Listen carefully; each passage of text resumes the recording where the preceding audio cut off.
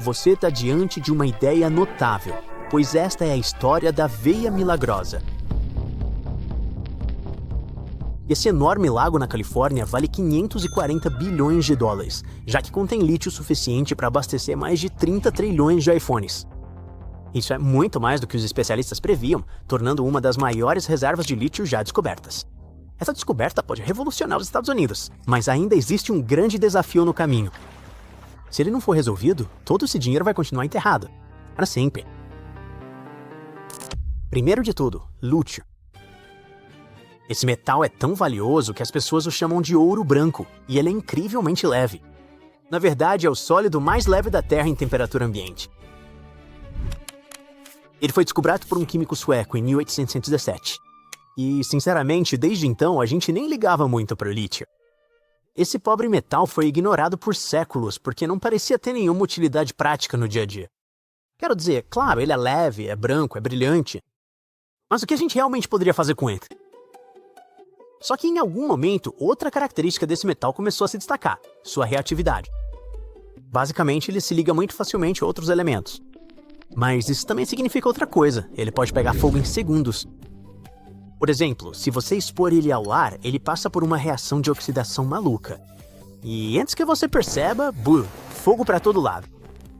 Isso pode soar perigoso para você, mas para os cientistas foi um grito de eureka, porque ser super leve e super reativo, na verdade, faz dele o material perfeito para baterias. E você entende por que isso é tão importante hoje em dia, né? As baterias alimentam praticamente tudo ao nosso redor, como smartphones, carros e até pequenos aviões. Como todo mundo de repente quer lítio, a demanda disparou e não vai desacelerar tão cedo.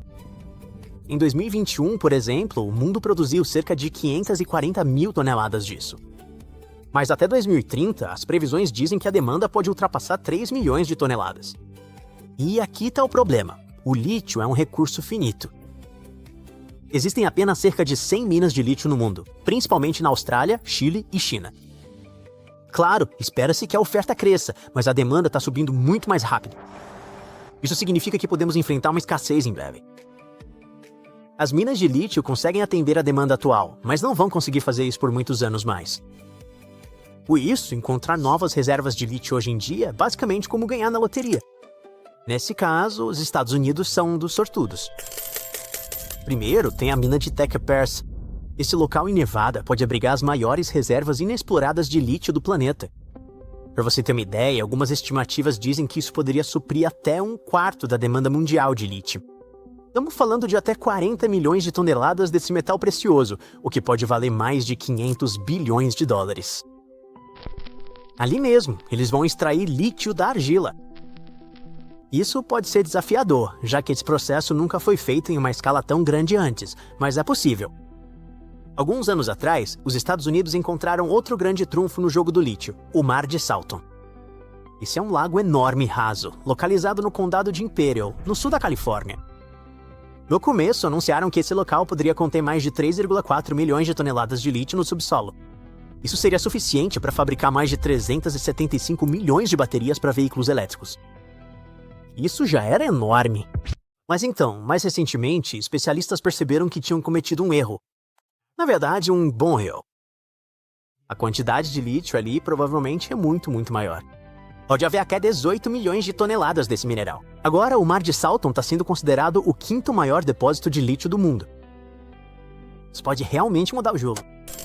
Os Estados Unidos estão apostando alto nesse mineral, esperando que ele ajude a manter a economia do país forte por décadas.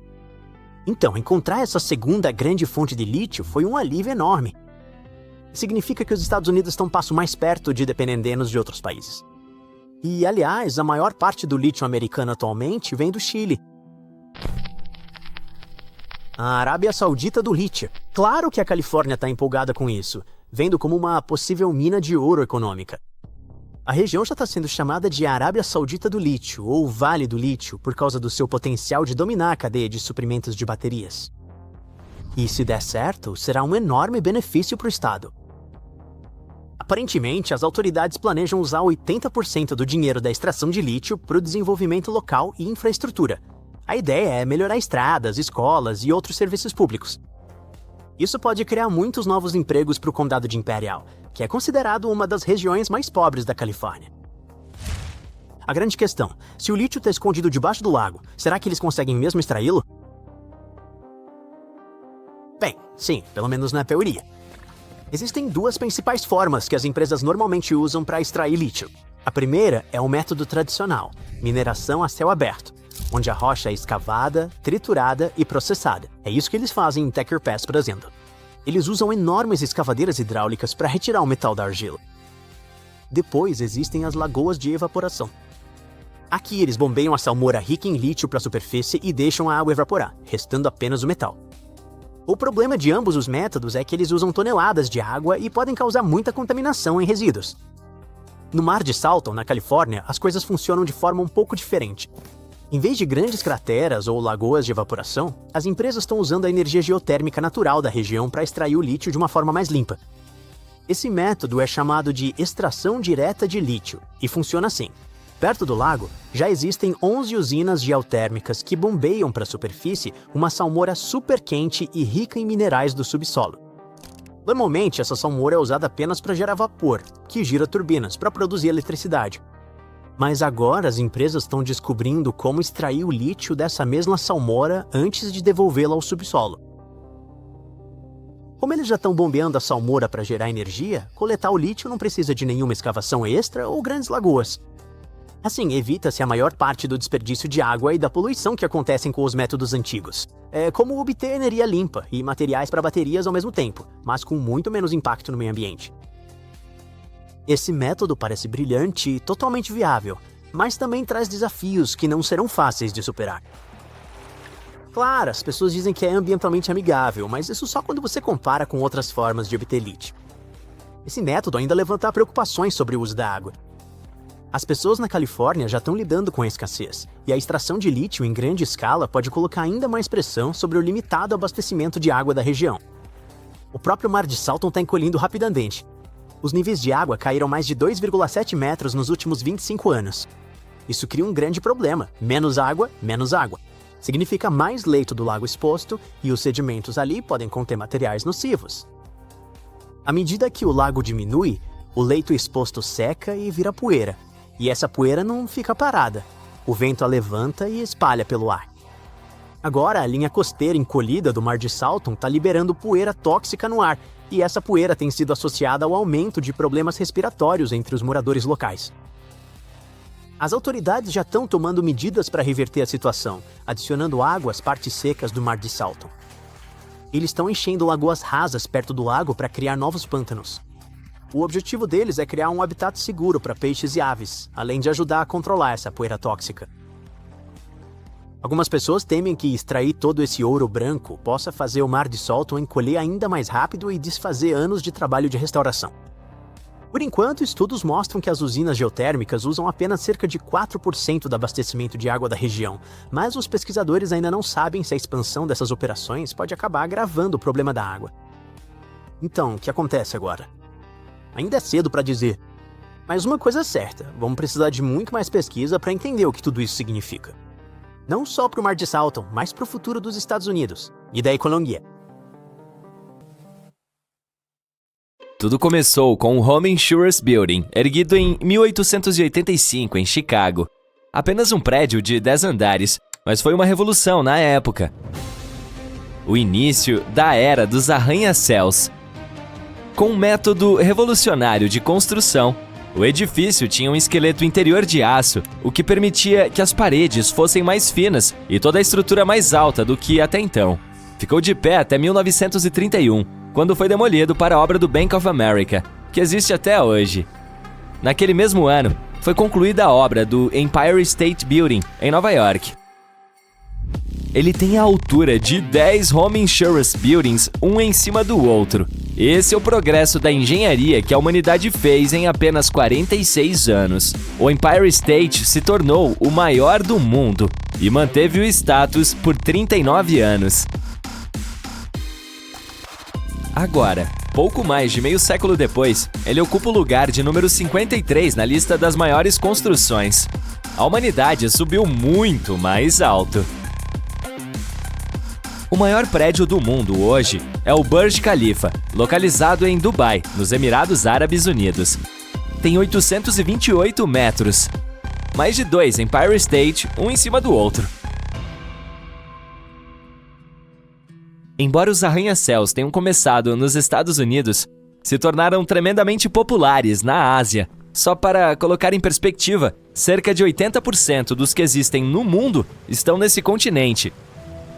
O equivalente a cerca de 7.500 no total. O país com o maior número dessas edificações é a China, com quase 3.000. Por que gostam tanto deles por lá? Bem, a Ásia tem a maior população do mundo e sua economia está crescendo. Portanto, ir para o alto é uma solução perfeita para acomodar o maior número possível de pessoas em suas cidades. Mas perto da China também está a Índia, com quase a mesma população. Ainda assim, o país tem 10 vezes menos arranha-céus, com pouco mais de 200. A maioria localizada em Mumbai. Então por que a Índia não põe de pé tantos prédios altos se é uma ótima maneira de acomodar as pessoas? Acontece que o país regula estritamente a construção, alegando questões de saúde e segurança. Veja bem, existe uma teoria urbana bastante popular de que grandes estruturas que acomodam muitas pessoas levam a uma maior densidade populacional, mais anonimato e menor segurança no território.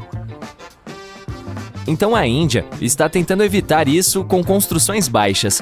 O problema é que quando uma cidade não consegue acomodar todos que querem morar nela, começa a crescer horizontalmente. Além disso, os terrenos e os apartamentos são muito caros devido à sua escassez, então pouquíssimas pessoas podem pagar. Dessa forma, o país começou a afrouxar as restrições recentemente e agora está lentamente permitindo edificações um pouco mais altas, com 34 arranha-céus sendo erguidos no momento. Sabe que outro lugar no mundo também se recusa a permitir esses gigantes? A Europa. Só Nova York tem mais deles do que todo o território europeu somado. São apenas 250 no velho continente, sendo que metade se localiza em apenas 3 cidades. O motivo para a resistência a prédios altos por lá é totalmente diferente. A história dos grandes edifícios remonta a pouco mais de 100 anos atrás, nos Estados Unidos do século XX.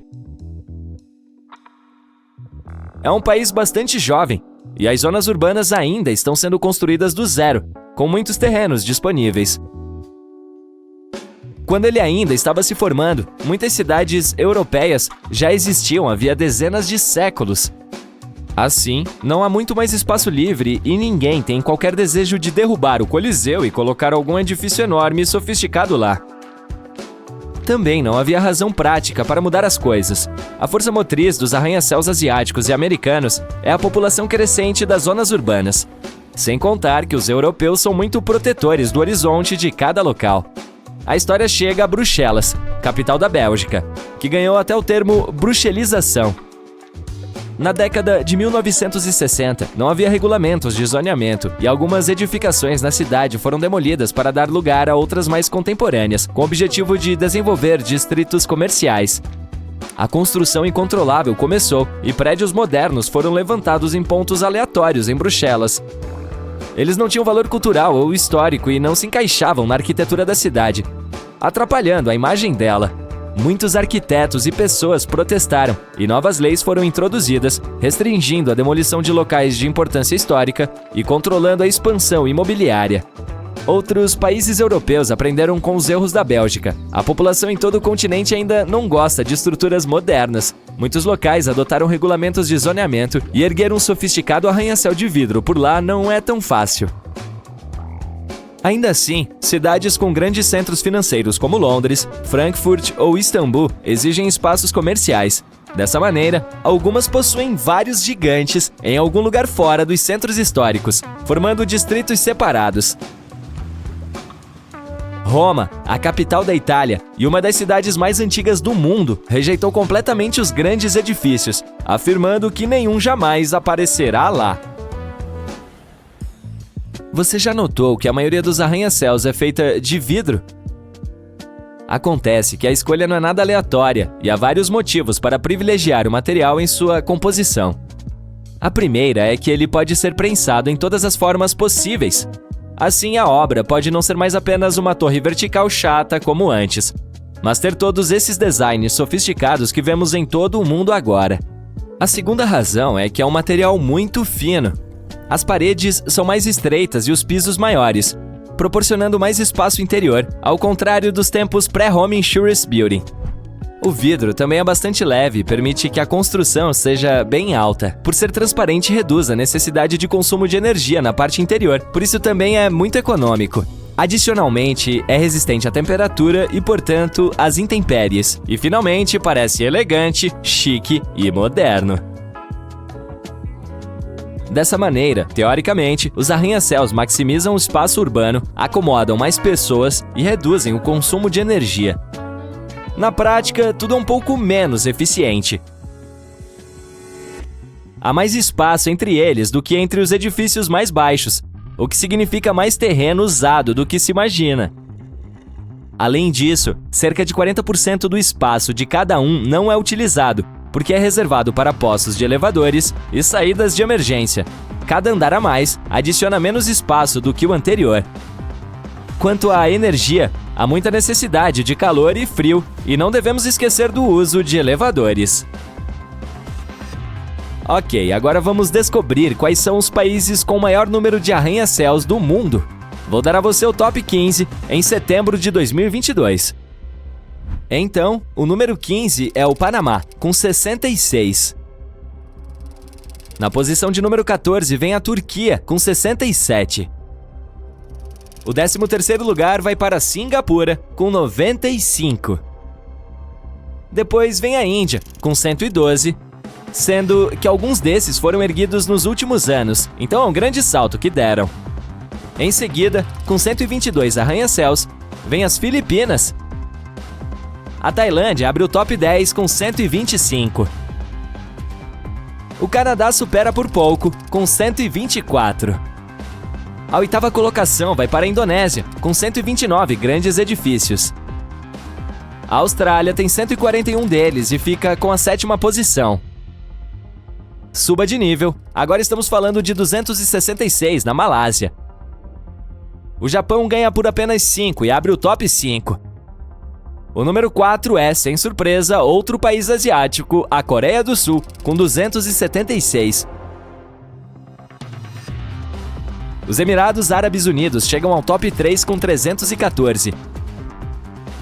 Agora, todos nós já conhecemos os dois países com maior número de arranha-céus se você estiver atento hoje. Sim, o segundo lugar vai para o país fundador desses gigantes, os Estados Unidos, com 859 deles. É um grande salto em relação ao terceiro, mas há um ainda maior. Com 2.976 arranha-céus, a primeira posição fica com a China. 9 países entre os 15 primeiros são asiáticos, 3 são das Américas, 1 do Oriente Médio, 1 da Europa e 1 da Austrália. Se você já se perguntou qual é a sensação de andar sobre diamantes, vá direto para a cidade de Nördlingen, na Alemanha. Parece um típico vilarejo de conto de fadas com casas bonitas e telhados vermelhos, mas suas paredes e ruas são, na verdade, cravejadas com mais de 72 mil diamantes. Você precisará de um microscópio para vê-los, mas eles estão definitivamente lá. Quando as primeiras pessoas foram morar ali, por volta do século IX, elas tinham certeza de que estavam se estabelecendo em uma cratera vulcânica. E não sabiam que a pedra que estavam usando para a construção estava incrustada com milhões de minúsculos diamantes e que as origens da cratera eram de outro mundo. Um asteroide um pouco maior do que 800 metros de diâmetro atingiu nosso planeta há cerca de 14 milhões e meio de anos, no que hoje é a Baviera, e deixou uma cratera de 26 quilômetros de largura. O leito rochoso estava sob calor e pressão tão intensos que as bolhas de carbono em seu interior se transformaram em minúsculos diamantes em uma concentração como em nenhum outro lugar do mundo. Os habitantes locais não prestaram atenção em suas casas, construídas com o que restou do impacto do asteroide, que brilhavam ao nascer do Sol. Então, na década de 1960, 2 geólogos chegaram dos Estados Unidos, estudaram a paisagem à distância e notaram que ela não se parecia exatamente com uma cratera vulcânica. Após uma pesquisa mais aprofundada, eles perceberam que sua teoria de que a cratera foi moldada de cima para baixo e não de baixo para cima estava correta. Até tiveram que mudar os livros escolares após a descoberta para não ensinar errado aos alunos. Depois que a notícia se espalhou, a NASA se interessou e enviou seus astronautas da Apollo 14 e da Apollo 16 para visitar a cratera a fim de aprender sobre os tipos de rochas que encontrariam no espaço e quais delas valiam a pena trazer para casa. Uma amostra lunar que chegou em uma das missões está agora em exposição no museu local e os astronautas ainda o visitam. Os habitantes de lá, no entanto, estão tão acostumados a viver entre diamantes que nem sequer acham isso especial. A cidade australiana de Coober Pedy é conhecida como a capital mundial da Opala e existe completamente no subsolo. Tem até mesmo o primeiro hotel subterrâneo 4 estrelas do mundo. A razão pela qual as pessoas se estabeleceram nessa área foi para trabalhar em uma mina de opala. Naquela época, os mineiros mal conseguiam sobreviver sob o sol escaldante do deserto, então alguém decidiu colocar uma barraca diretamente na mina. Depois, ela se transformou em uma casa. Atualmente, Coober Pedy tem cerca de 2.500 residentes de diferentes países, aproximadamente 30 lojas, uma galeria de opalas, museus, um bar e outros edifícios, e é uma atração turística popular. Já Monawi, em Nebraska, nos Estados Unidos, tem uma prefeita, uma escrivã, uma tesoureira, uma bibliotecária, uma dona de taberna e uma bear woman. No entanto, a população é oficialmente de apenas uma habitante. Elsie Eiler tem feito todos esses trabalhos, pagando impostos para si mesma e votando nela para prefeita desde 2004. Na década de 1930, Monawi tinha uma população de 150 pessoas, mercearias e restaurantes. Quando as condições agrícolas pioraram, todos começaram a ir embora, família por família, até chegar a uma pessoa. Se você quiser economizar na construção de uma casa, procure uma propriedade na cidade espanhola de Setenio de las Bodegas. 3.000 habitantes vivem sob e nas laterais das montanhas de Cádiz e as utilizam como paredes e tetos naturais. Os primeiros colonos se mudaram para lá em tempos pré-históricos.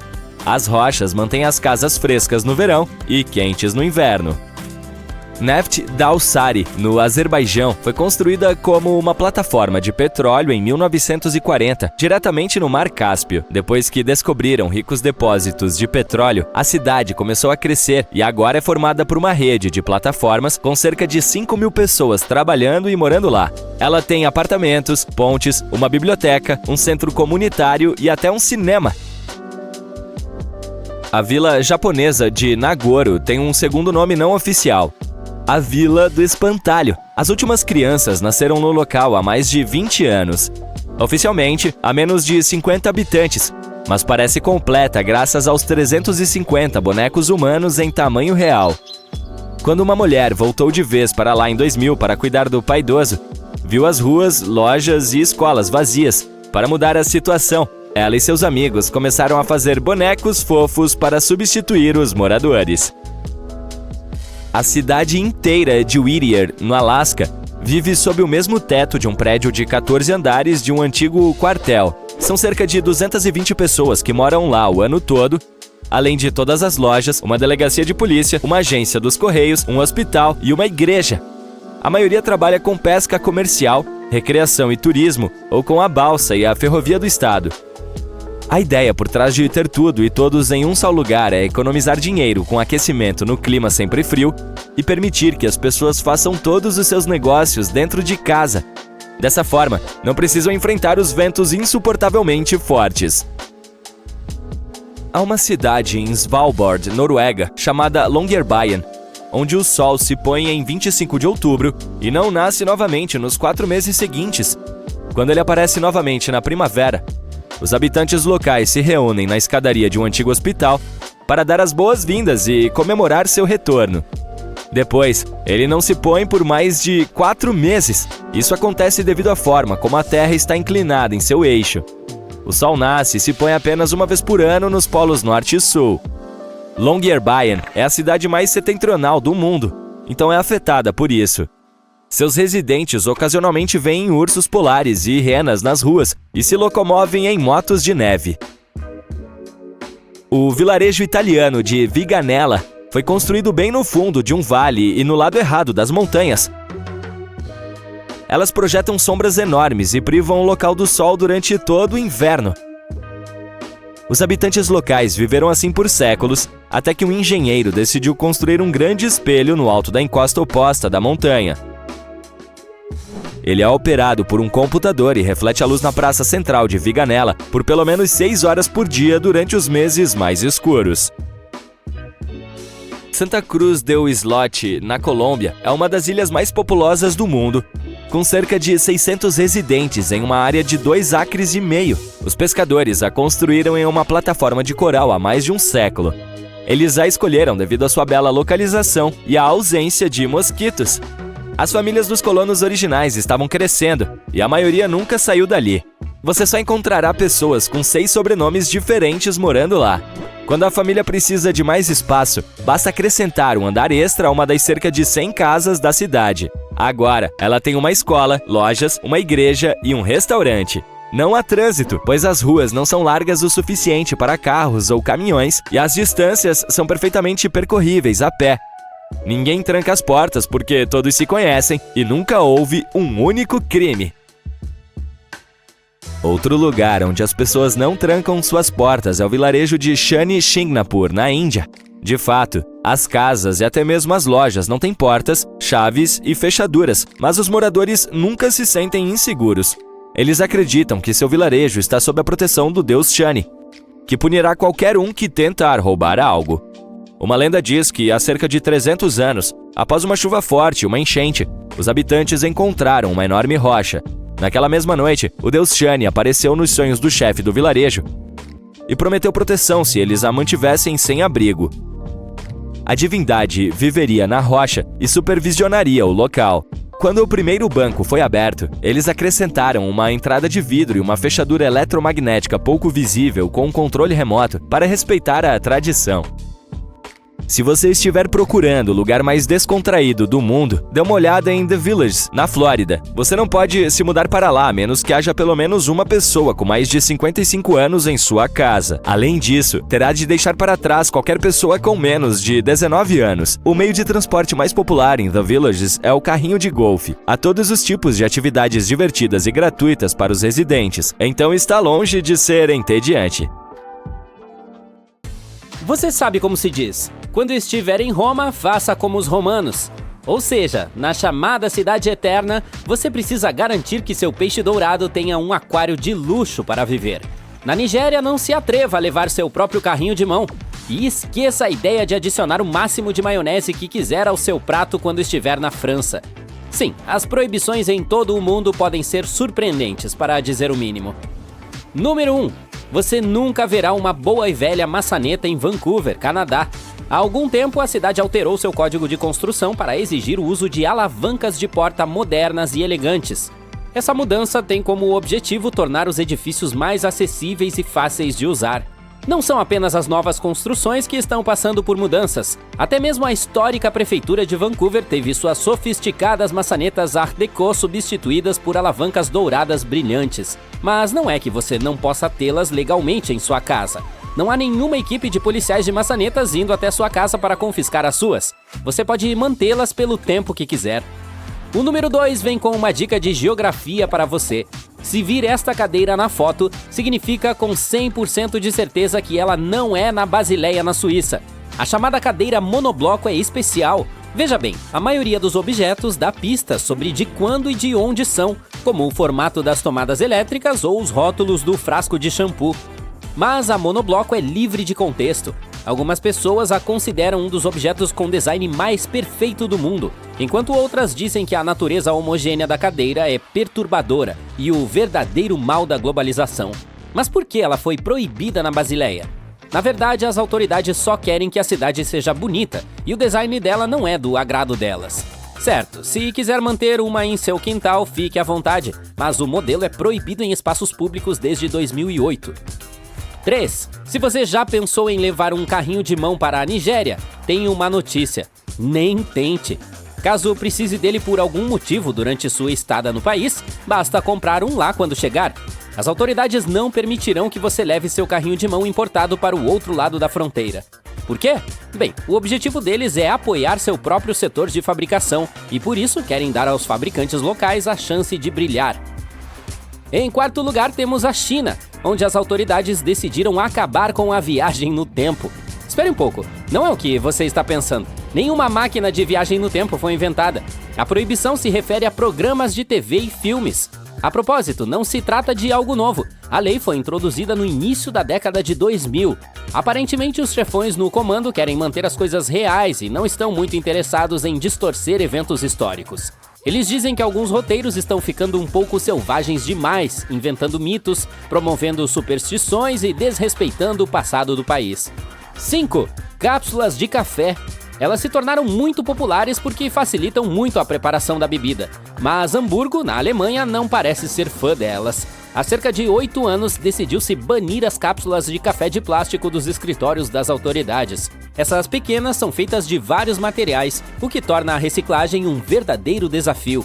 Embora seja verdade que possam criar muitos problemas, elas ainda são adoradas por muita gente. De fato, se tornaram um grande sucesso nos Estados Unidos e na Europa, constituindo uma parte do mercado de café.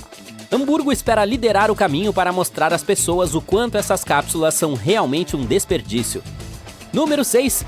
Chicletes, que foram proibidos em Singapura desde 1992. A medida foi implementada para impedir que as pessoas os colassem em todos os tipos de lugares estranhos, como portas de metrô, cilindros de fechaduras e botões de elevadores. Mas as travessuras dispendiosas nos trens foram a gota d'água para as autoridades. A proibição foi instituída após alguns incidentes graves nos trens do Mass Rapid Transit, MRT, no final dos anos 80. Alguns brincalhões travessos atrapalharam o funcionamento desses veículos colando chicletes nos sensores das portas. Isso causou uma situação complicada e atrapalhou os serviços de trem. E aí está, a goma de mascar foi totalmente proibida. Apenas uma observação. Sim, existem chicletes prescritos por motivos terapêuticos ou odontológicos. E sim, eles ainda são permitidos. Além disso, não entenda mal toda essa proibição. Não é ilegal mascar goma em Singapura. Portanto, se você for para lá como turista, poderá levar um pouco para uso pessoal se estiver viajando. Só não coloque o resto embaixo deste belo banco de praça, ok? O que lhe trará muitos problemas, no entanto, é importar e vender chicletes. A Islândia é a número 7 em nossa parada de proibições. Em 1924, Reykjavik dizia: não são permitidos cães. Não era porque só se gostava de gatos, e sim para impedir a propagação de uma terrível tênia. A doença era séria e causava todos os tipos de problemas de saúde. Mas não se preocupe, os cães são legais agora, desde que sigam as regras. Atualmente em Reykjavik, tudo gira em torno dos gatos. Eles estão por toda parte andando pelas ruas como se fossem os donos do lugar. Você não pode dar 2 passos sem ver um amiguinho peludo implorando por atenção. Esses bichanos de Reykjavik são tão populares que têm até sua própria página no Facebook. As pessoas os adoram e algumas até carregam guloseimas para o caso de encontrarem um felino amigável. E como não há muitas ameaças a eles na Islândia, estão prosperando. 8. Filipinas. Agora, esta é realmente estranha. Cantar My Way em bares de karaokê é meio que proibido nesse país. Essa música aparentemente inofensiva tem sido associada a algumas consequências bastante sérias, como brigas e até mesmo a morte prematura de pessoas. Ninguém sabe o número exato de casos letais causados por essa música, mas houve pelo menos um punhado de incidentes nos últimos 10 anos. A letra, que pode parecer um pouco arrogante e orgulhosa, parece irritar as pessoas quando cantada de uma forma não tão boa.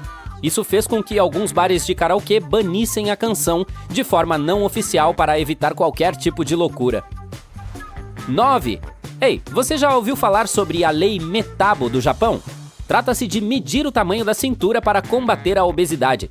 Ela foi introduzida em 2008 e a ideia era que, se as empresas e as autoridades locais não atingissem as metas, elas sofreriam penalidades financeiras. O Ministério da Saúde acreditava que essa campanha ajudaria a prevenir várias condições de saúde. Assim, todos os anos, as pessoas com idade entre 40 e 75 anos tinham que medir sua cintura.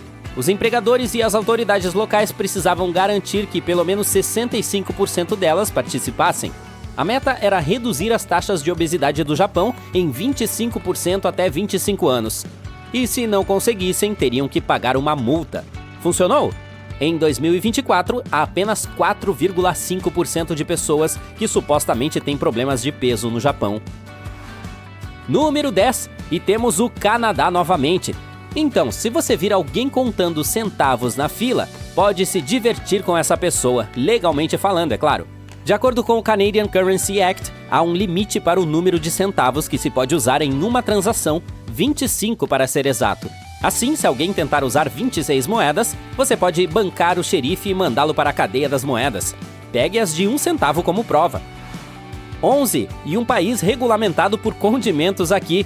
Aparentemente, eles estão sendo reprimidos nas escolas públicas da França. A ideia é tentar tornar as refeições mais saudáveis para os alunos. A regra é que você não pode mais ficar louco com maionese, ketchup e vinagrete. Esses produtos devem ser servidos de acordo com o prato. Finalmente, Itália. Em Roma, você não pode manter seu peixe dourado em uma tigela de vidro velha e chata. Não, isso é considerado cruel porque esses peixinhos precisam do fluxo de oxigênio. Além disso, se forem mantidos em um aquário por muito tempo, podem ficar cegos. Sem contar que não se pode dar peixes dourados como prêmios. A lei tem uma subseção inteira a respeito disso. Portanto, se estiver planejando levar um peixe dourado para casa na sua próxima viagem a Roma, certifique-se de ter um aquário sofisticado pronto para ele. E obrigado por assistir! Em sua maioria, os arranha-céus da Europa estão concentrados em 5 cidades: Londres, Frankfurt, Paris, Moscou e Istambul. Mesmo juntos, estes lugares têm menos dessas construções do que a cidade de Nova York.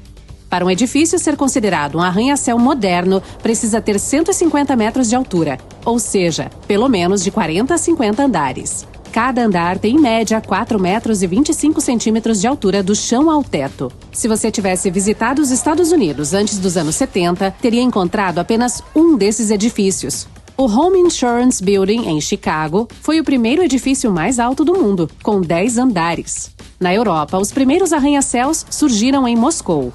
Eles formavam um grupo chamado Sete Irmãs, mas foram erguidos só em meados dos anos 90. A América do Norte começou a subir prédios cada vez mais altos. Isso aconteceu porque as cidades estavam ficando superpopulosas. O horizonte de Nova York é tão famoso que você provavelmente o reconheceria mesmo se nunca tiver ido a essa cidade antes. O mesmo acontece com Paris. Mas você consegue imaginar a Torre Eiffel cercada ou até mesmo bloqueada por arranha-céus? Isso certamente ofuscaria todo o seu brilho. O distrito de La Défense é onde podem ser encontrados os arranha-céus em Paris. Assim, eles não interferem no cenário romântico e turístico da cidade. Em Londres, as coisas são um pouquinho diferentes. Alguns arranha-céus de lá têm formatos inusitados. Uma dessas construções é o Pepino. Outro com formato interessante é o Shard, algo como fragmento em português. E tem mais um, apelidado de ralador de queijo. Esses não são os nomes oficiais, claro, mas fazem sentido se você observar o formato desses prédios gigantes. Mas eles não têm um conceito arquitetônico qualquer. Os formatos foram pensados para não esconder a Catedral de Saint Paul. Aliás, o topo dessa construção monumental é visível até do Monte Rei Henrique VIII. E olha que esse local fica bem distante. De qualquer forma, há também outros pontos turísticos, como a Torre de Londres e o Palácio de Westminster, próprios mirantes. Então, para não prejudicar a vista do horizonte de Londres, não é permitido construir nada que bloqueie esses monumentos. A maioria das cidades europeias já existia quando os Estados Unidos começaram a erguer seus primeiros arranha-céus. É por isso que elas não tinham muito espaço para colocar prédios gigantes. Cidades bem niveladas resultam de um crescimento estável ao longo dos anos. Por exemplo, em Lisboa, há um miradouro no Parque Eduardo VII. Desse lugar dá para ver todo o parque e o rio. Se de repente surgisse um monte de edificações de 150 metros de altura por lá, essa vista maravilhosa seria perdida. Não daria para ver a icônica avenida nem o rio. Em seus lugares, haveria apenas os prédios. Assim como Lisboa, muitas outras cidades na Europa não querem que arranha-céus atrapalhem sua herança cultural. Na Alemanha, por exemplo, a maioria deles fica em Frankfurt. Em outras cidades, a preferência é por proteger e restaurar os edifícios que já existem. E mesmo que, digamos, Berlim quisesse construir alguns arranha-céus, não conseguiria fazer isso. O solo de lá simplesmente não permite. Coloque um prédio desses por lá e ele afundará. Construir uma fundação para um prédio super alto na cidade requer um investimento alto, pois o solo é muito macio e arenoso. Mas e se fosse ignorada toda a herança cultural de uma cidade europeia e se resolvesse encher, por exemplo, Praga com arranha-céus? Primeiro, seria preciso demolir um monte de imóveis que já existem lá. Isso faria uma multidão furiosa de pessoas reclamar que a cidade que elas conhecem e amam está sendo destruída. Bruxelas, na Bélgica, já passou por algo parecido. Tem até uma palavra que surgiu desse fenômeno: bruxelização. Em termos simples, significa não se preocupar com o lugar em que serão colocadas novas edificações altas. Aqui tá bom. Põe mais uma ali também. Elas poderiam ser chamadas de couves de Bruxelas. Mas, na maioria dos casos, as autoridades locais não querem que as novas construções mudem a aparência histórica do lugar. Algumas cidades europeias maiores podem até seguir o exemplo da França e escolher um bairro separado para isso, ou seja, um lugar só para arranha-céus. O Burj Khalifa, com seus mais de 828 metros de altura, é o edifício mais alto do mundo. E não foi fácil colocá-lo em pé. Levou 6 anos para ser concluído e dizem que valeu a pena. A construção é tão alta que dá para vê-la a 95 quilômetros de distância em um dia claro. O mais alto da Europa tem apenas metade do tamanho dele. O Lacta Center, em São Petersburgo, tem pouco mais de 460 metros de altura. A pergunta que não quer calar é: se os arranha-céus são tão altos, por que não são derrubados pelo vento? A estrutura deles, desde a fundação até o ponto mais alto, é a resposta. Vamos pegar o Burj Khalifa como exemplo. O solo onde ele foi erguido não é perfeito. Então, debaixo da fundação de 110 mil toneladas dessa construção gigante, há 192 pilares, assentados em uma profundidade de mais de 50 metros. Graças à fricção entre o concreto e o solo, esses pilares não se mexem, criando uma fundação sólida. Mas a maioria dos arranha-céus é construída sobre um alicerce pedregoso, pois quase não se mexe. As estruturas são feitas de aço. Se você olhasse para um deles sem sua estrutura externa, tudo o que veria seria um monte de vigas de aço. Quanto mais alto o edifício, mais os ventos o afetam. Domar esse fenômeno da natureza é um dos maiores desafios que os construtores têm que enfrentar. Imagine que você está em um dos andares superiores. De repente, uma rajada forte de vento bate no prédio. A construção inteira começa a balançar, e é possível sentir isso mesmo estando lá dentro. Você pode até cair caso não se segure em alguma coisa. Para evitar que isso aconteça, a maioria dos arranha-céus tem uma estrutura parecida com um pêndulo em seu interior. É ela que absorve a força do vento. Essa coisa é chamada de sistema de amortecedor de massa sintonizada. O mecanismo age como um contrapeso. Quando o arranha-céu é atingido pelo vento, é esse sistema que se move dentro dele. Algumas construções altas não precisam desse pêndulo. O Shard, por exemplo, lida com o vento com a ajuda de seu formato afunilado. E a Torre de Xangai usa seu giro em 120 graus. Os dois edifícios possuem estruturas incrivelmente inteligentes. É por isso que não balançam muito quando o vento bate neles. O Shard não tem nenhum sistema de amortecimento de massa sintonizada. E o que existe na Torre de Xangai só serve como atração turística. Antes de o design de um prédio ser finalizado, ele geralmente passa por um teste em túnel de vento. Uma maquete da cidade é construída e testada com esse edifício super alto. Quando os especialistas ligam o vento, isso simula condições da vida real. Vamos supor que o modelo de arranha-céu quebre sob a pressão do vento durante o teste. É bem provável que ele caia na vida real também. Os ventos lá em cima podem ser tão fortes que turbinas de vento se tornaram grandes aliadas dos construtores. O Bahrein World Center tem 3 delas bem no meio dele. O Strata SE1, por exemplo, possui turbinas de vento no topo. Existe um fenômeno chamado efeito downdraft. São ventos acelerados que passam perto dos arranha-céus. Quando uma forte rajada de vento atinge um prédio muito alto, é empurrada para cima, para os lados e para baixo em direção à rua. Então, se você estiver passando perto de um prédio incrivelmente alto em um dia de ventania, pode ter que se afastar para não ser levado pelo vento. Mas digamos que vários arranha-céus quadrados fossem construídos um ao lado do outro. Nesse caso, eles certamente direcionariam o vento para as ruas. Isso poderia criar mini furacões em dias de muita ventania. Uma vez, um estudo examinou 100 prédios mais altos que estavam prestes a ser demolidos por seus proprietários. E descobriu-se que a maioria deles tinha uma duração média de apenas 42 anos. Mas alguns podem durar muito mais. Por exemplo, o Temple Court Building ainda está de pé até hoje. Com seus 45 metros, é um pouquinho menor que os outros, mas já viu mais de 100 invernos ao longo de sua existência. A primeira coisa que nos vem à mente quando pensamos na demolição de algum edifício é poeira, destroços e um barulho ensurdecedor. Mas as coisas não são tão dramáticas assim para a maioria dos arranha-céus. Quando se resolve acabar com um, ele é desmontado pedaço por pedaço. Esse processo começa pelo topo e vai até chegar à base. E o prédio desaparece lentamente diante dos seus olhos. Aposto que você já ouviu falar do infame Triângulo das Bermudas. No entanto, há um irmão menos conhecido que pode ser ainda mais perturbador. O Triângulo de Bridgewater, localizado em Massachusetts, é um pequeno mas intenso foco de atividade paranormal.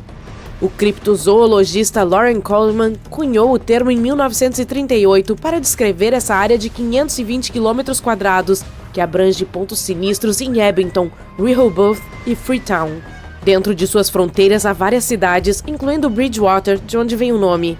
Para os corajosos o suficiente para explorar, há até mesmo um guia disponível detalhando os locais mais assustadores da região. Você pode começar sua viagem pela King Philip's Cave, em Norton. Diz a lenda que o líder Wampanoag Metacomet, também conhecido como Rei Philip, costumava ficar por lá durante sua épica rebelião contra os britânicos do século XVI.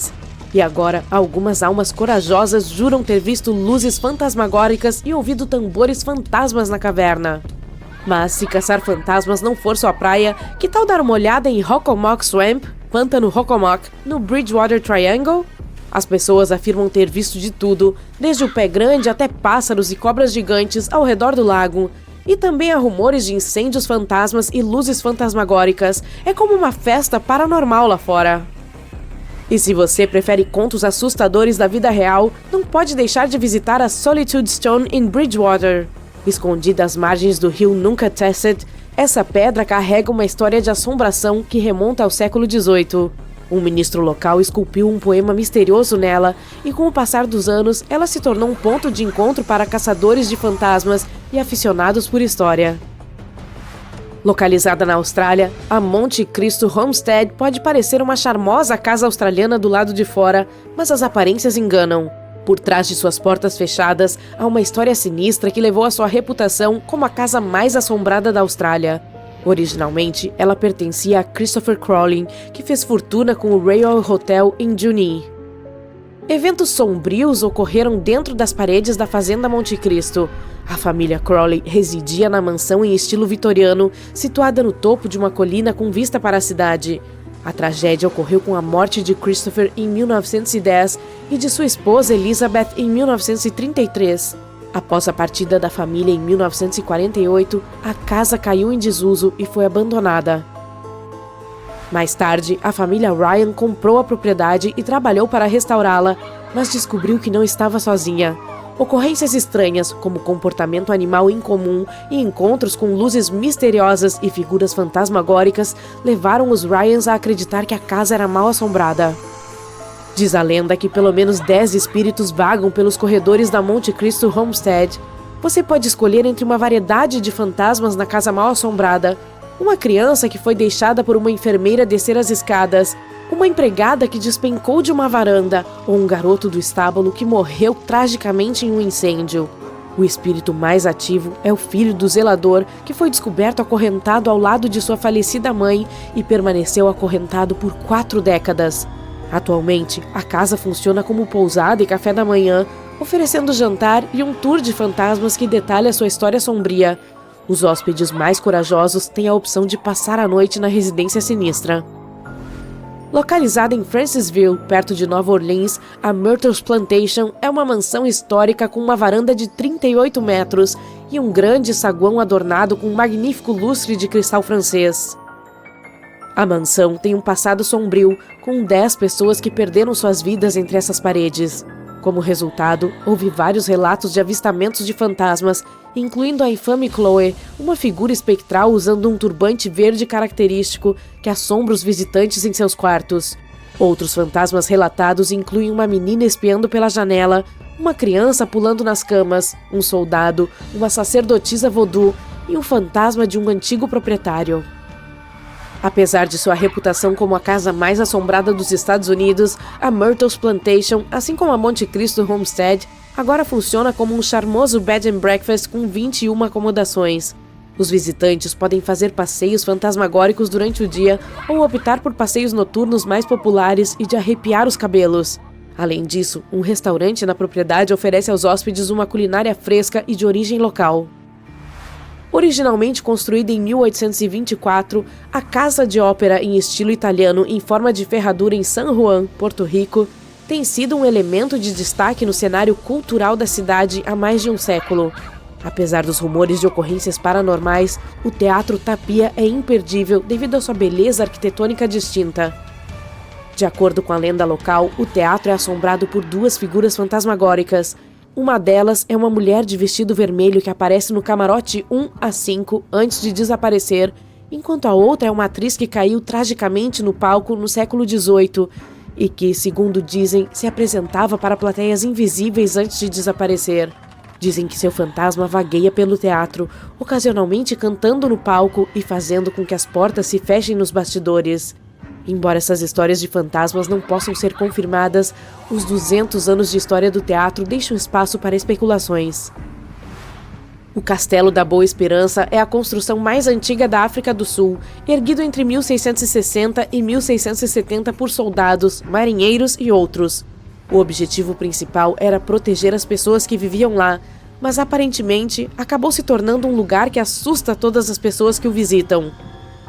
Você pode dizer que tudo isso não passa de imaginação vívida e que não há nada de paranormal nesse lugar, mas é o seguinte: muitas pessoas afirmaram ter ouvido vozes e passos na masmorra.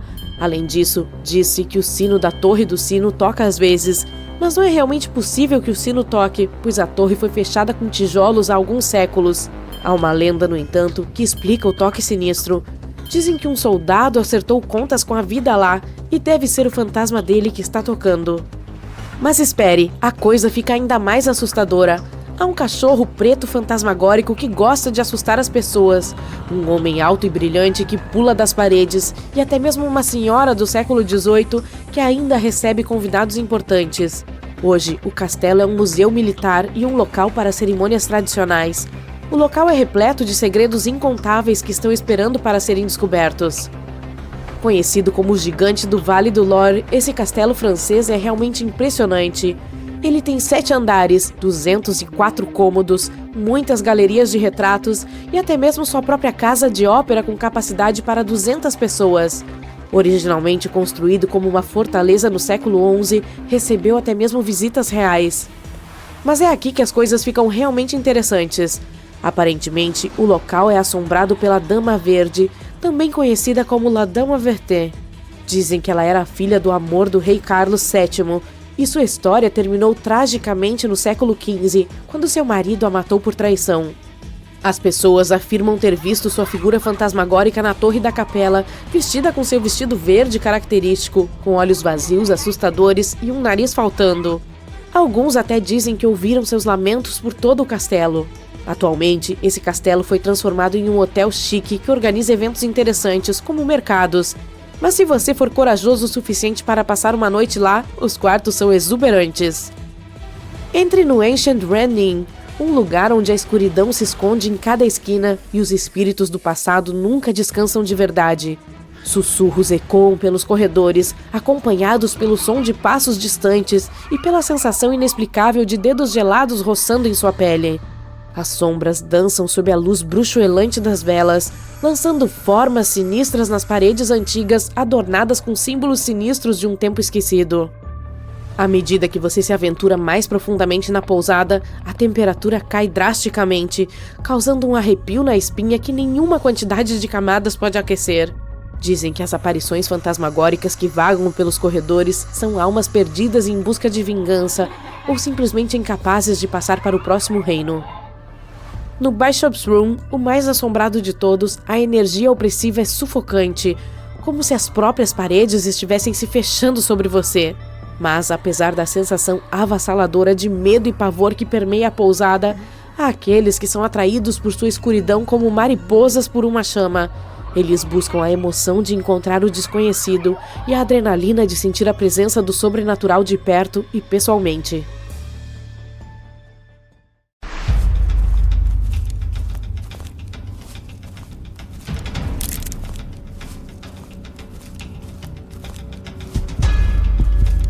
Há pontes no estado indiano de Meghalaya que são feitas de raízes vivas.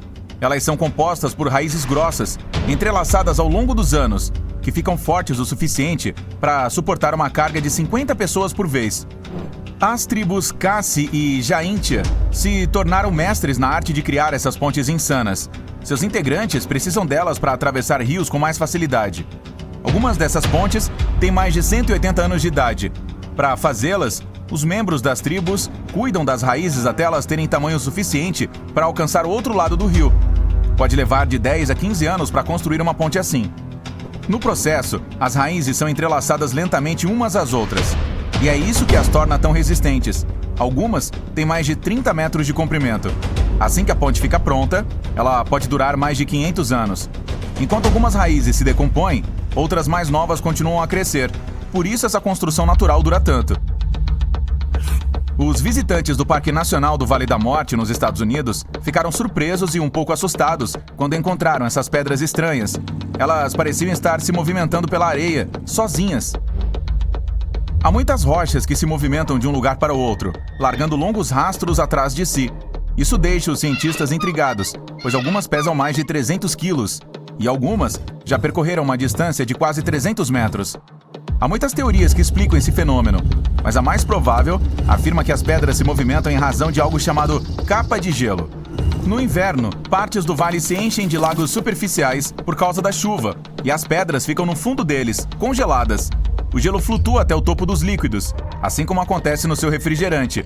Então as pedras se levantam um pouquinho do chão, raspando o fundo lamacento desses lagos.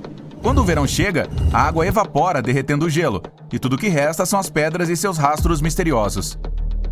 Os vulcões não cospem apenas lava quente, também podem liberar relâmpagos. Cinzas, poeira, rochas, lava e gases são expelidos a velocidades impressionantes quando eles entram em erupção rapidamente. Isso cria tanta fricção que faz a eletricidade estática se acumular e depois ser liberada em forma de relâmpagos. Há também os tornados de fogo. Eles se formam quando ventos poderosos atingem alguma região em chamas e arrastam o fogo para cima, formando uma tenebrosa coluna. Os Estados Unidos presenciam esses insanos espetáculos pelo menos uma vez por ano. Alguns podem alcançar mais de 300 metros de altura.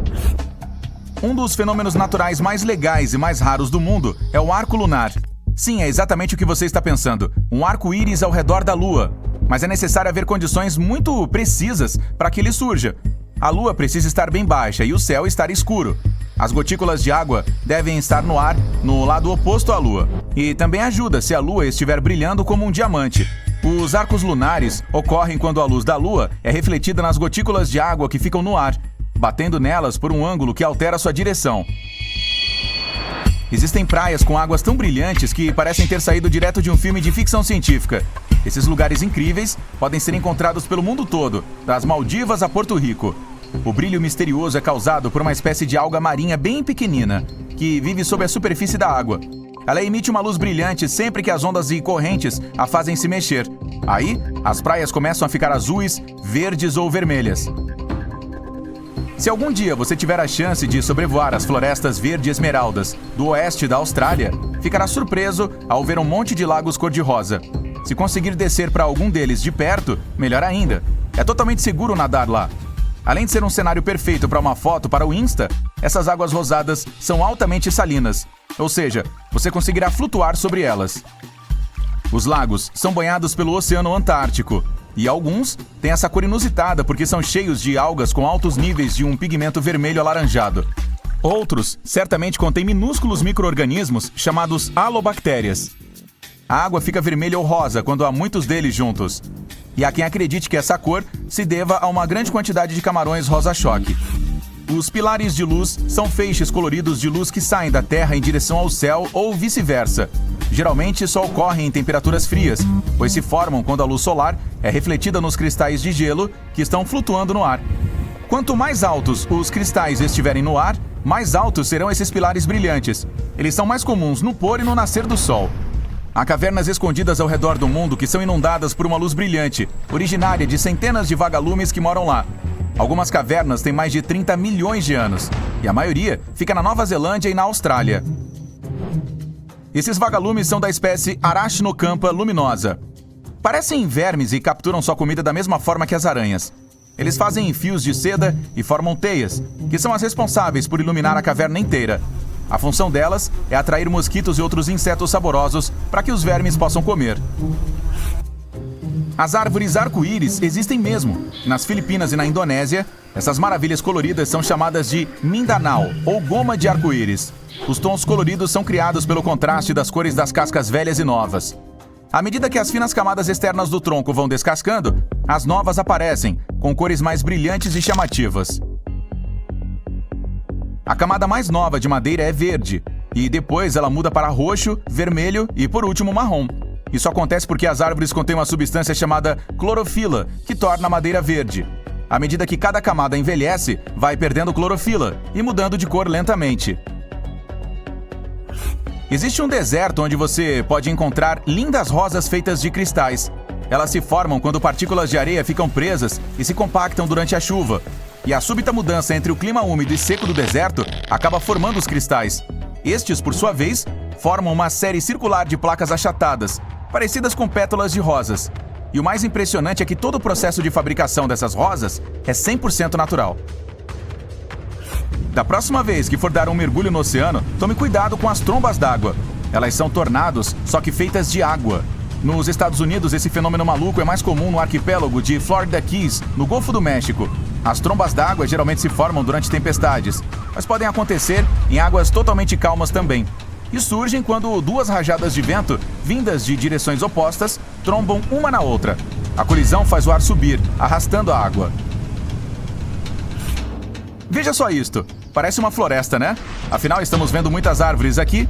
Bem, na verdade, elas fazem parte de uma única árvore gigante. Este é o Bosque Pando, que fica em Utah, nos Estados Unidos. Debaixo do chão, há uma rede de raízes que conecta todas as árvores de álamo. E são 47 mil delas. Tecnicamente, isso forma uma só gigantesca árvore. Ninguém sabe qual é a idade do local. Há quem diga que tem pelo menos 80 mil anos. Outros batem o pé afirmando que tem quase 1 milhão de anos. Escondido no estado de Nova York, existe um fogo misterioso que nunca se apaga. E o mais estranho é que fica atrás de uma cachoeira. A chama tem cerca de 20 centímetros de altura e fica acesa graças a um gás natural que vem do solo. As rochas ao redor da cachoeira a protegem, então ela quase nunca se apaga. Pense nos animais que conseguem subir em árvores. Temos macacos, bichos preguiças, koalas e as cabras. Peraí, como é que é? As cabras do Marrocos aprenderam a fazer isso para pegarem seu lanchinho preferido, a saborosa fruta do argan. E os fazendeiros adoram isso. Assim que são comidas pelas cabras, as amêndoas do argan passam pelo trato digestivo dos animais e os fazendeiros as coletam depois. Essas amêndoas são muito úteis. Assadas, moídas, amassadas ou prensadas, se transformam em óleo de argan. Sim, aquela coisa famosa e super cara que faz maravilhas nos cabelos. Agora entendi por que os fazendeiros ficam tão felizes. Vistos no Japão, estes dormitórios privados em forma de ovo permitem que você viaje de ônibus noturno e permaneça em sua própria casca ao mesmo tempo. A escolha perfeita para introvertidos, não? A empresa de ônibus Wheeler Express, sediada em Tóquio, introduziu essa possibilidade em 2020. Cada ônibus tem 18 assentos espaçosos e reclináveis com descanso para pés e pescoço, mesa dobrável e suportes para copos, bolsas e smartphones. E um cobertor, é claro. Mas o que é ainda mais importante, cada módulo está equipado com tomadas elétricas para carregar todos os seus dispositivos. Há 3 assentos por fila. Mal pode esperar para testar essas cápsulas privadas por conta própria? Você pode reservá-las na classe Reborn nos ônibus da Wheeler. O preço da passagem gira em torno de $100. E já que estamos visitando o Japão, não se surpreenda de encontrar este dispositivo em um restaurante de fast food. Ele é implementado em uma pia para fornecer desinfecção para os smartphones dos clientes enquanto eles lavam as mãos. Esse sistema chamado Wash foi desenvolvido pela empresa japonesa Wata. Tudo o que você precisa fazer é colocar seu dispositivo dentro dessa pequena abertura. Ele desaparecerá por um tempo, assim como o dinheiro em um caixa eletrônico. Mas ao contrário do dinheiro, seu telefone voltará para você seguro e limpo em apenas 30 segundos. Não se esqueça de retirá-lo.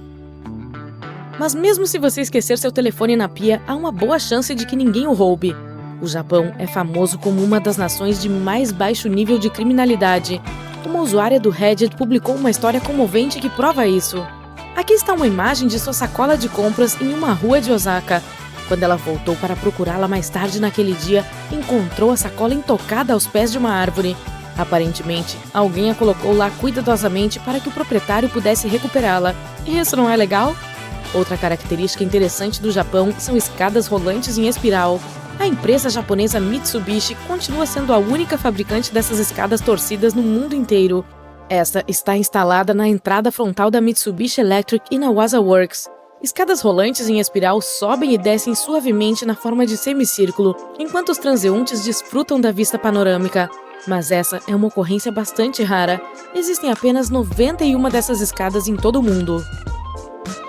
Você pode adivinhar de que país se trata só de olhar para essa foto? Austrália, é claro. Essa foto épica foi feita em um acampamento.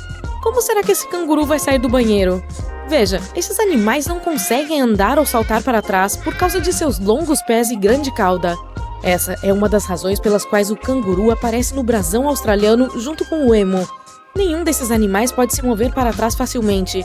É por isso que foram escolhidos como símbolos de uma nação que está sempre se movendo para frente. E essa é a aparência de limões da Tasmânia.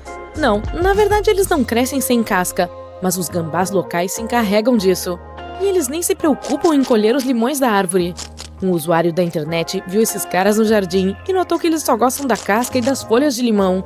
Isso cria uma grande simbiose, já que as pessoas usam majoritariamente a parte de dentro de um limão. E já que estamos caminhando no bosque, cuidado com as aranhas caçadoras de ouro, porque elas adoram esse habitat. As aranhas caçadoras adultas têm patas que podem medir até 15 centímetros. Essa espécie assustadora é membro da família Sparacidae e recebe esse nome graças à sua velocidade e modo de caçar. Mas elas têm mais um título, aranhas caranguejeiras gigantes, por causa de sua aparência e tamanho. Embora as aranhas caçadoras sejam venenosas e suas mordidas possam ser dolorosas para os humanos, geralmente não requerem nenhum tratamento hospitalar. Confira isso! Você consegue adivinhar em que país essa foto do termômetro foi tirada? A Austrália, novamente. A temperatura mais alta já registrada neste país foi de 51 graus Celsius, mas não é um recorde mundial. O dia mais quente da história aconteceu em 1913 na Califórnia, atingindo a marca de 57 graus Celsius. E aqui está outra característica de ônibus para introvertidos. Alguns ônibus urbanos na Finlândia têm esse botão de polegar para cima para agradecer ao motorista ao sair. É uma pena que eles não têm um botão de polegar para baixo para equilibrar. E se o passeio não tiver sido muito agradável? Que tal andar numa roda gigante, então? Na Finlândia, você pode fazer isso em uma gôndola de sauna pessoal. A primeira Sky Sauna do mundo começou a funcionar em 2016. Muitos turistas e moradores locais têm desfrutado dessa peculiaridade ao longo dos anos. Essa pequena gôndola permite que você desfrute do calor de uma sauna de verdade, enquanto anda a 40 metros do chão e olha a vista de tirar o fôlego sobre Helsinki. Após o pouso, os banhistas podem relaxar em uma jacuzzi e tomar um banho depois. É claro que os fabricantes tiveram que ser criativos no que diz respeito a fontes de energia na gôndola. Como resultado, construíram um aquecedor elétrico customizado para fornecer energia constantemente. Você sabia que a kebab pizza é um alimento nacional da Suécia? Surpreendentemente, é um dos pratos de fast food mais populares do país. Essa pizza é coberta com carne kebab e outros ingredientes, como molho de tomate, queijo, cebola, pimentão e molho kebab. As coberturas podem variar de um restaurante a outro, mas em geral, essa refeição combina tanto a cozinha italiana quanto a turca. Ela foi inventada por imigrantes do Oriente Médio na Suíça. Mas o criador original da pizza kebab é desconhecido, assim como a época precisa de sua invenção. Mas acredita-se que tenha surgido nos anos 80, quando os restaurantes de kebab e falafel começaram a abrir em toda a Suécia. Em algumas regiões, tornou-se comum oferecer tanto a pizza quanto o kebab. E em algum momento, alguém teve a ideia genial de misturar tudo isso em um prato delicioso. Por favor, deem as boas-vindas a outro prato nacional estranho, o tubarão fermentado, chamado hakkar. É uma comida tradicional na Islândia. Muitas pessoas se perguntam por que os islandeses o comem podre, e a razão é bem simples. O tubarão da Groenlândia é venenoso quando fresco. O processo de fermentação é bastante longo e complicado, mas ajuda a se livrar de todas as substâncias venenosas. O método tradicional começa com a colocação do tubarão em um buraco raso escavado em areia cascalhenta. O tubarão é então coberto com areia e pedras para extrair os fluidos do corpo. O processo de fermentação posterior leva de 6 a 12 semanas, dependendo da estação do ano. Em seguida, o tubarão é cortado e pendurado para secar por vários meses. E depois disso, tudo o que você precisa fazer é remover a crosta marrom e cortar a gordurosa pasta de tubarão em pedaços pequenos. Bon appétit! O Peru tem a maior duna de areia do planeta, Cerro Blanco. Localizada na árida região de Nazca, no sudoeste do país, é conhecida como o Everest do deserto. Ela cobre quase 1.200 metros da base ao cume e a vista é absolutamente deslumbrante. Essa duna pode ser encontrada perto de outra característica curiosa, as linhas de Nazca. Localizado no sul do Peru, esse grupo de geoglifos foi descoberto gravado em areias do deserto. Geoglifos são basicamente desenhos em grande escala feitos no solo através da disposição de linhas de pedras. Eles tinham fins astronômicos e serviam como locais de peregrinação. As linhas de Nazca cobrem uma área de quase 500 km² e incluem cerca de 70 imagens de animais e plantas e mais de 300 figuras geométricas. Algumas delas têm 370 metros de comprimento. É por isso que as figuras são mais visíveis do ar ou do topo das colinas próximas. Os cientistas acreditam que as linhas foram traçadas pelo povo Nazca, que floresceu de cerca de 1 a 700 d.C. E já que estamos falando de desertos amigos do Instagram, veja isso. Não é um gigante pré-histórico, é uma escultura chamada Mano de Desierto, a mão do deserto, no meio do deserto do Atacama, no Chile. Com uma mão gigantesca que se aproxima do céu e tem uma base de ferro e concreto, a escultura tem 11 metros de altura e está localizada a cerca de 1.100 metros acima do nível do mar. É uma obra do escultor chileno Mário Irarrázaval, inaugurada em 1992. A escultura é conhecida como um símbolo da vulnerabilidade da alma humana e seu caminho através da adversidade para as estrelas. Você pode encontrá-la a 75 quilômetros ao sul da cidade de Antofagasta, fazer fotos épicas e tirar um momento para refletir sobre seu próprio caminho. Na Índia, antes de alguém se casar, é feita uma análise completa, digamos um pente fino na vida da pessoa. Às vezes sem nem mesmo ela saber disso. Lá existem agências de detetives pré-matrimoniais que prestam serviços de investigadores particulares. Ainda há fiscais de cuspe. Essas pessoas também, conhecidas como detectores de perturbações da ordem, pegam e multam quem jogar lixo ou cuspir em público. Outra profissão que você provavelmente não encontrará em outro lugar é o de limpador de ouvidos. O procedimento de remoção de cera requer alguns instrumentos tradicionais, pois lá em geral não se usam os cotonetes com os quais estamos tão acostumados. Seus instrumentos são a agulha de aço, um pouco de algodão e uma pinça. Caramba!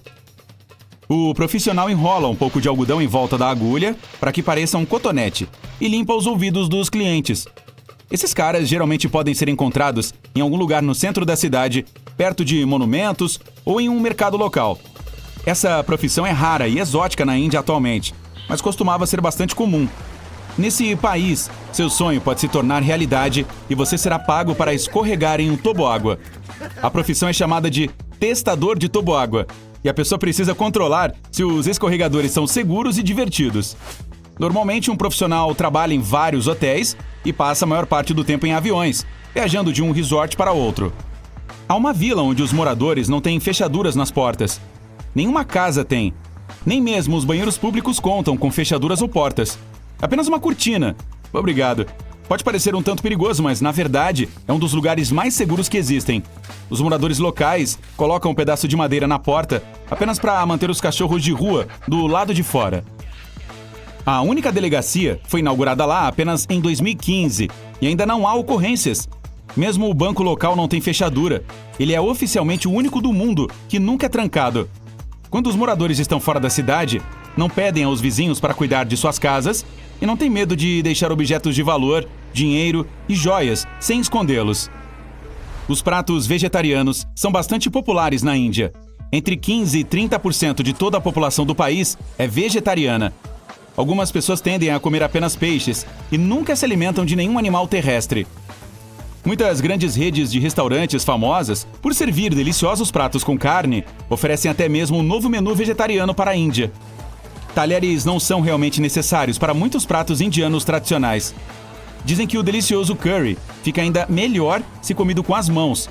Eu presumo que você gostaria de comer os dedos separadamente. Mas ei, estou só pensando aqui em voz alta.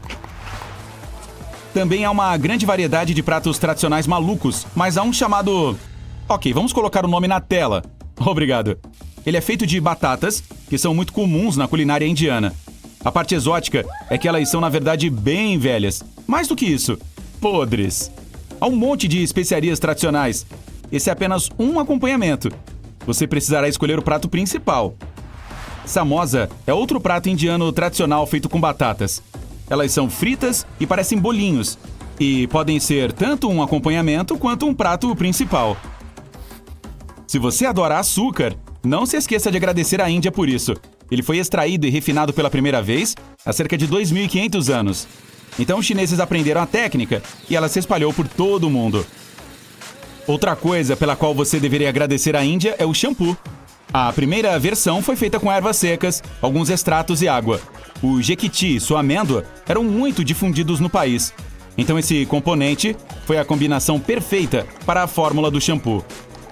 É provavelmente por causa dos shampoos apropriados que a maioria dos indianos tem cabelos absolutamente deslumbrantes e penteados legais. A propósito, na Índia é possível cortar o cabelo dos clientes com fogo. A prática não é tão difundida, porém dizem que apenas um barbeiro faz isso lá. Primeiro ele borrifa o cabelo com um pó inflamável e depois literalmente coloca fogo nele. Enquanto os fios queimam, o cara modela a forma certa com a ajuda de 2 pentes. Ele diz que o fogo ajuda a endireitar o cabelo e afirma também ter pelo menos 15 clientes por dia que vão até lá para fazer exatamente esse corte. O barbeiro com certeza faz parecer que é uma barbada de fazer. Se você gosta de festividades, a Índia é seu destino certo. Os indianos têm cerca de 1.000 festivais e eventos variados. As pessoas às vezes até celebram o primeiro corte de cabelo ou, quem sabe, a queima dele. Todas as celebrações locais valem a pena de ser conferidas. Holi é a festa das cores e as pessoas consideram que marca o início da primavera. Começa no final de fevereiro e termina em março. Nela, todos jogam pós coloridos, então não use aquela camiseta branca nova no festival. Diwali é a festividade das luzes e dura 5 dias. As pessoas dão presentes umas às outras, geralmente doces, e acendem milhares de velas e lamparinas. Nenhum outro país tem tantas comemorações. A Índia também detém muitos recordes mundiais. O maior relógio solar do mundo foi localizado na cidade de Jaipur. É uma torre de 27 metros de altura, feita de pedra polida e parecida com uma obra-prima arquitetônica. A sombra desse relógio solar se move a cerca de 6 centímetros por minuto. Você pode ver literalmente o tempo passando ali. Outra das coisas mais longas na Índia são as unhas. De acordo com o livro dos recordes, as unhas mais compridas de todas pertenceram a um indiano. Elas são quase tão longas quanto um ônibus daqueles de 2 andares de Londres. Ele as cortou em 2018, mas antes o comprimento total delas havia chegado a mais de 9 metros. Também há um recorde para a quantidade de filmes produzidos por ano. Em 2018, 1.813 novas películas foram produzidas no país. A quantidade é tão impressionante que, se você quisesse assistir a todos os filmes feitos lá em 2018 e visse um por dia, ainda estaria assistindo no cinema hoje. A ilha Sentinela do Norte, que faz parte da Índia, é provavelmente o lugar mais remoto do mundo, já que ninguém pode visitá-la. Estranhos não são bem-vindos lá. Os moradores locais são bastante introvertidos e sempre rejeitam qualquer contato vindo de fora. Nenhum navio pode se aproximar mais do que 9 quilômetros dela. E sempre a gente patrulhando a área. Esse é um dos poucos lugares no mundo que não possuem uma civilização moderna. Recentemente a ilha foi aberta para pesquisadores, mas os turistas ainda não podem ir até lá. Vários anos atrás, 2 sapos se casaram em uma cidade costeira chamada Udupi. Isso foi feito para chamar a chuva. Estava muito quente, mais de 40 graus. Os 2 animais usavam roupas exclusivas para a ocasião. E a noiva ainda tinha um anel no dedo do pé. Eles foram enviados para passar a lua de mel em Manapala e foram soltos lá. Infelizmente tiveram que ser separados alguns meses depois, pois os moradores locais precisavam que a chuva torrencial que começou logo após o casamento parasse de alguma forma. Não existem 4, e sim 6 estações climáticas lá. De acordo com os calendários do norte, oeste e centro da Índia, a primavera no país ocorre em março e abril. Em seguida vem o verão, também conhecido como estação quente. Ele começa em maio e termina em junho. Essa também é uma das épocas para casamentos. Em seguida vem a estação das chuvas, também conhecida como monções, que começa após o solstício de verão, geralmente em julho, e vai até o fim de agosto. Na sequência, o outono, que vai do final de setembro a meados de novembro. Depois, chega o pré-inverno, ou simplesmente estação fria. O verdadeiro inverno ou estação de frio começa em janeiro e vai até fevereiro. Na verdade, existem muitos outros calendários na Índia, mas todos têm 6 estações, com pequenas diferenças. A Estátua da Unidade é, na verdade, 2 vezes mais alta que a Estátua da Liberdade, chegando a 182 metros. Ela foi aberta ao público há cerca de apenas 2 anos, em 2018. É composta por 5 partes, mas apenas 3 são acessíveis aos visitantes. A primeira começa na base e termina nas canelas. Ela tem 3 níveis e inclui a área de exposições, um jardim e um museu.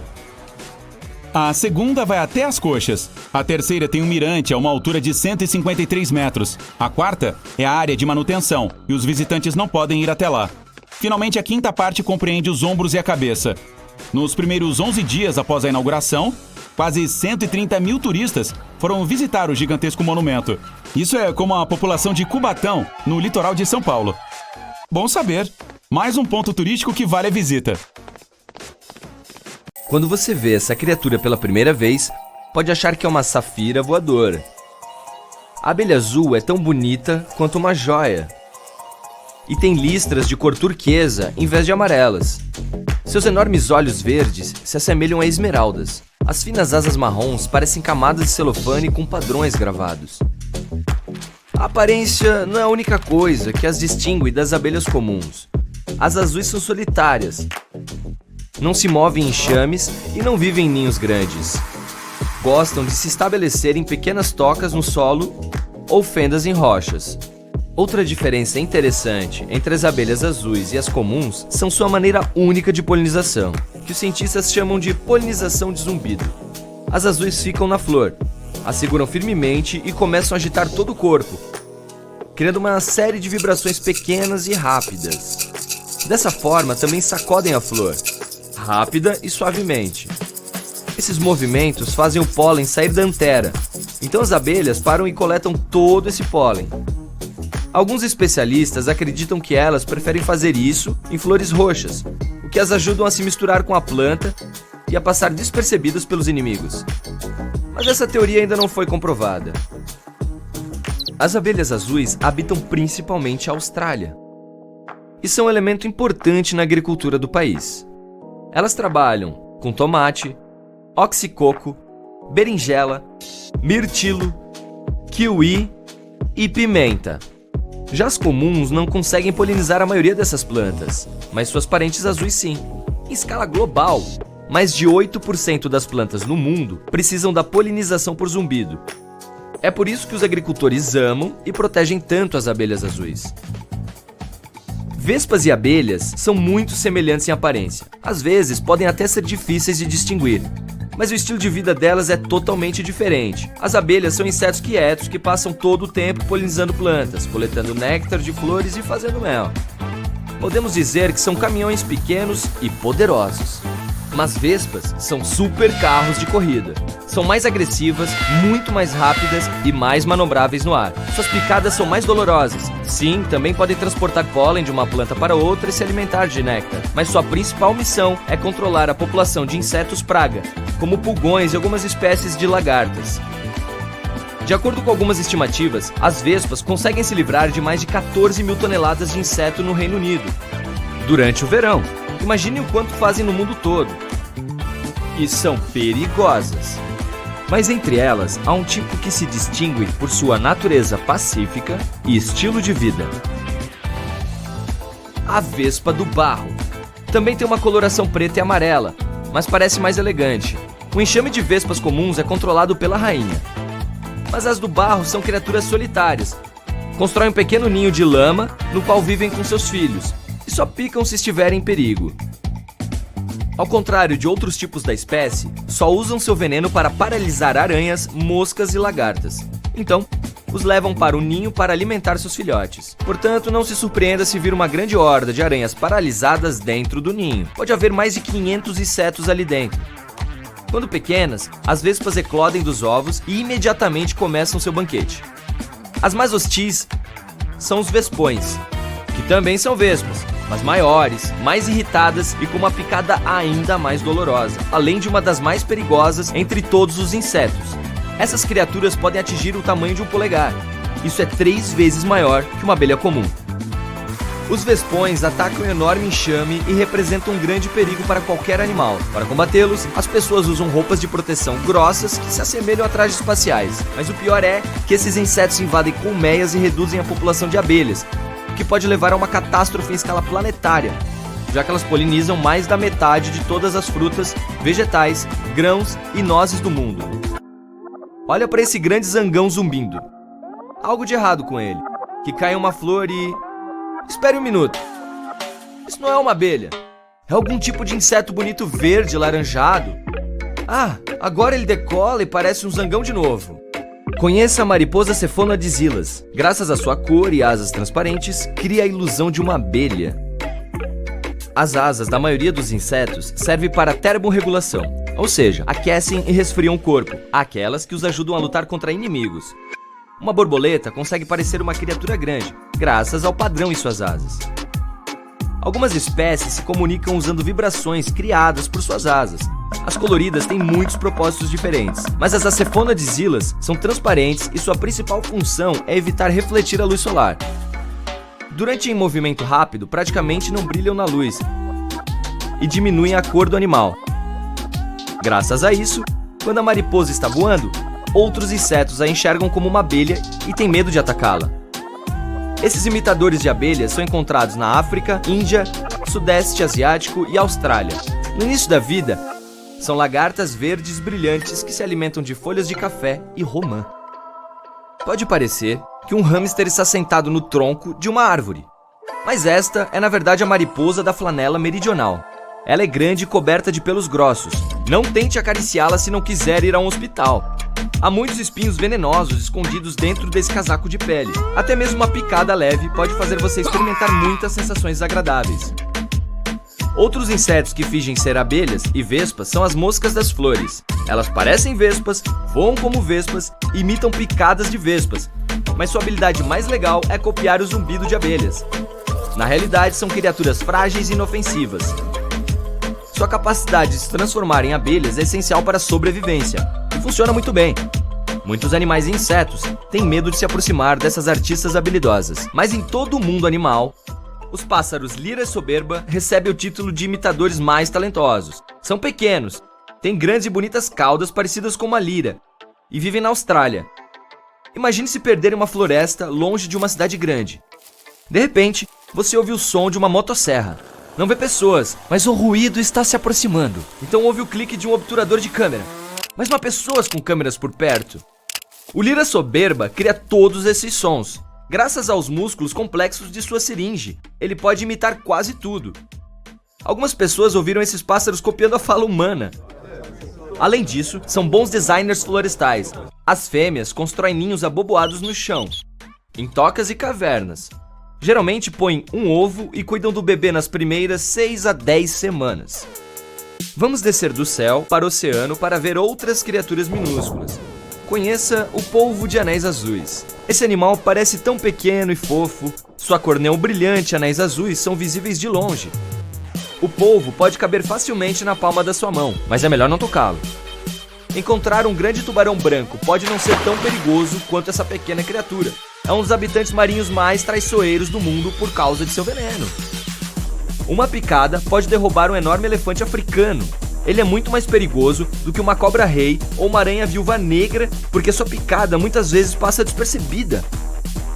Você pode não sentir e nem ver quando for atacado. E quando percebe que algo está errado, pode ser tarde demais. Além disso, não há antídoto para o veneno. As glândulas salivares da criatura abrigam bactérias que produzem esse veneno. A mesma substância é encontrada no veneno do baiacu. Quando entra no corpo humano, paralisa todo o sistema nervoso. Os pulmões param de se contrair e de fornecer oxigênio ao corpo. A única boa notícia é que é improvável que esse polvo ataque primeiro. O último caso registrado foi na década de 1960. Polvos de anéis azuis vivem nos oceanos Pacífico e Índico, da costa do Japão à Austrália, e passam a maior parte do tempo em piscinas de marés e recifes de coral. Agora vamos para as areias quentes dos estados do sudeste dos Estados Unidos, onde podem ser encontradas formigas de fogo. Externamente, elas não diferem muito das comuns, mas as pessoas as chamam de formigas de fogo por causa de sua picada. O veneno se assemelha a uma chama. É provável que você sinta queimando o local atingido. Portanto, é melhor não encostar nelas e ir embora, antes que qualquer uma delas rasteje para sua calça.